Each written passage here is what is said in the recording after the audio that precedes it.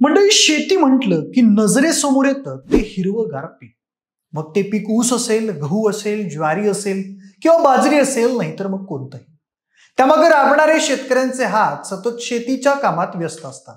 कधी ऊन वारा पावसाचा खेळ, तर कधी पाण्याविना पिकांची झालेली अवस्था हिरवगार शिवार कोरडं ठक्क करून टाकते. मात्र यातून सुद्धा दगडधोंड्याच्या रानात हिरवं पीक आणून त्याला जोपासणाऱ्या बुलढाण्यातल्या एका शेतकऱ्याला त्याच्या उत्कृष्ट शेतीचा पुरस्कार मिळतो. गावात जिल्ह्यात कौतुक होतं. नेते बाईट द्यायला पुढे येतात, सत्कार बित्कार होतात, फ्लेक्स लागतात. मात्र महाराष्ट्र शासनाचा युवा शेतकरी पुरस्कार मिळालेला हा कैलास नावाचा शेतकरी मात्र थेट स्वतःला याच शेतीला पाणी नसल्यानं संपवतो. असं काय घडलं कैलास यांच्या सोबत की दगडधोंड्यात शिवार फुलवणाऱ्या कैलास यांना स्वतःला संपवावं लागलं? काय त्याची कारण आहे? असं काय झालं त्यांच्या शेतात व परिसरात की थेट हे पाऊल त्यांनी टाकलं? पाहूयात सविस्तर या व्हिडिओच्या माध्यमातून. नमस्कार, मी प्रथमेश आणि तुम्ही पाहताय विशेष भारी. बुलढाणा जिल्ह्यातील शिवनी आरमाळ हे कैलास नागरे यांचं गाव. कैलास नागरे हे तसे पेशाने शिक्षक होते. त्यांना शेतीकडे वळून ती डेव्हलप करावी आणि चांगला शेतकरी बनावं असं त्यांच्या डोक्यात कधीच नव्हतं. त्यांची ती नोकरी करत होते. मात्र काही कालावधीनं त्यांच्या आईचं आजारपण वाढलं. त्यामुळे कैलास यांना जॉब सोडून घरी परतावं लागलं. घरी आल्यावर त्यांनी ठरवलं की घरची शेती चांगल्या पद्धतीने डेव्हलप करायची आणि त्यांनी त्या दिशेनं सुरुवातही केली. सुरुवात झाल्यावर मंडळी, खरं तर कैलास यांना खूप त्रास झाला. मात्र त्यातून जवळजवळ 16 लाख रुपयांचा कर्जाचा डोंगर तयार झाला. मात्र शेती आधुनिक पद्धतीने डेव्हलप करताना मागं सरायचं नाही असं कैलास यांनी ठरवलं. यातच त्यांचं काम गावातल्या लोकांसह परिसरातही प्रसिद्ध झालं. 3 मजली शेती पद्धती कैलास नागरेंनी तेव्हा करायची ठरवलं आणि या सगळ्याला पाण्याची मोठी गरज होती. त्यासाठी 2013ला त्यांनी विहीर घेतली. तिथून त्यांनी डबल 3 इंच पाईपलाईन केली. 13 वॉल सुद्धा त्याला बसवले. कैलास यांनी संपूर्ण 15 एकराला ठिबकद्वारे पाणी व खत पिकांना पोहोचवलं होतं. यात त्यांच्या खांद्याला खांदा लावून त्यांची पत्नी सुद्धा शेती कामात अगदी कोळपणी, फवारणी, खुरपणी वगैरे कामं करायच्या.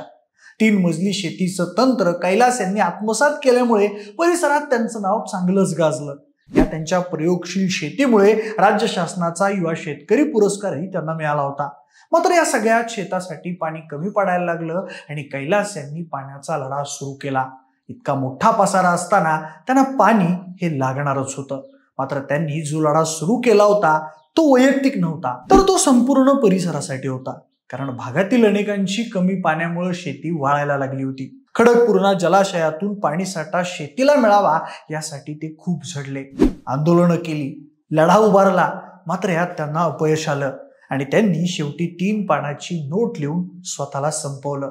एका शेतकऱ्यानं आधुनिक पद्धतीनं शेती करत एक आदर्श घालून दिला. परिसरातील लोकांसाठी कैलास नागरे हे कायम लढा द्यायचे. अनेकदा शेतकऱ्यांसाठी त्यांनी आंदोलनही केलं होतं. मात्र मंडळी, हा सगळा प्रवास कैलास नागरेंचा असला तरी यात एक राज्य शासनाचा युवा शेतकरी पुरस्कार मिळालेला शेतकरी थेट शेतीला पाणी न मिळाल्यानं स्वतःला संपवतो, हे अपयश नक्की कुणाचं?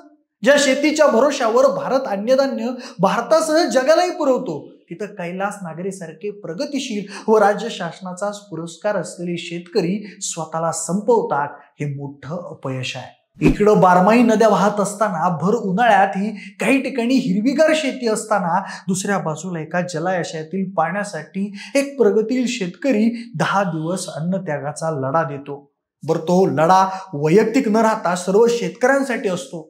तरी यश येत नाही. यात स्थानिक नेते कुठे होते हा प्रश्न आता लोक विचारतायत. कैलास नागरेंना पुरस्कार देताना झालेलं कौतुक आणि एका बाजूला त्यांचा पाण्यासाठी लढा, या दोन्ही गोष्टी खरं तर निशब्द करणार आहेत. एका बाजूला IPLची मैदानं भर उन्हात कोरडी पडू नयेत म्हणून टँकरच्या टँकर बोलवले जातात. तसेच कितीही जनजागृती केली तरी पाणी वापरावर एकीकडे बहुतांश जनता सुद्धा बचत करत नाही. तिथे एक राज्य पुरस्कार प्राप्त शेतकरी पाण्यासाठी लढा देताना अपयशी ठरून स्वतःला संपवतो. यात दोष कुणाकुणाचा यावर आता चर्चा होताना दिसतेय. कैलास शेवटी लिहितात की खडकपूर्णा जलाशयातून शाश्वत पाणी मिळावं यासाठी लढा दिला. हा लढा सर्वांसाठी होता. मात्र तरीही पाणी शेतीला मिळालं नाही म्हणून हा निर्णय घेतोय, असं त्यांनी त्यात लिहिलंय. मंत्री संजय शिरसाट यांनी प्रतिक्रिया देताना म्हटलंय की ही घटना चटका लावून जाणारी आहे. शेतकऱ्यांच्या अडचणीमुळे एक शेतकरी अशी भूमिका घेतो हे दुर्दैव आहे. माणिकराव कोकाटे यांनी ही प्रतिक्रिया दिली आहे.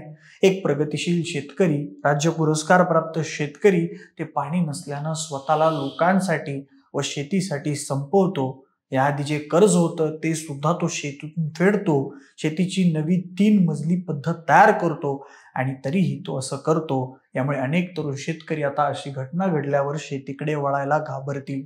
भले भौगोलिक परिस्थिती वेगळी असेल, पाऊस अनियमित असेल, पण जे शाश्वत पाण्याचे सोर्स आहेत त्यासाठी एक शेतकरी लढा देतो, अन्न त्याग करतो. फक्त आपलाच फायदा न होता लोकांचाही व्हावा यासाठी हे करतो. तरीही शाश्वत पाण्याच्या सोर्समधून पाणी शेतकऱ्यांना मिळत नसेल तर स्थानिक ते मुख्य लोकप्रतिनिधी यावर काही करत नसतील तर हिरवीगार शेती माळरान व्हायला वेळ लागणार नाही. आणि यात दोष कोणाचा असेल? मंडळी, या सगळ्यावर तुमचं काय म्हणणं आहे आम्हाला कमेंट बॉक्समध्ये नक्की कळवा. आणि आमच्या विशेष भारी या यूट्यूब चॅनलला सबस्क्राईब करा. आणि हा व्हिडिओ तुम्ही फेसबुकवर पाहत असाल तर विशेष भारी FB या फेसबुक पेजला देखील फॉलो करायला विसरू नका. धन्यवाद.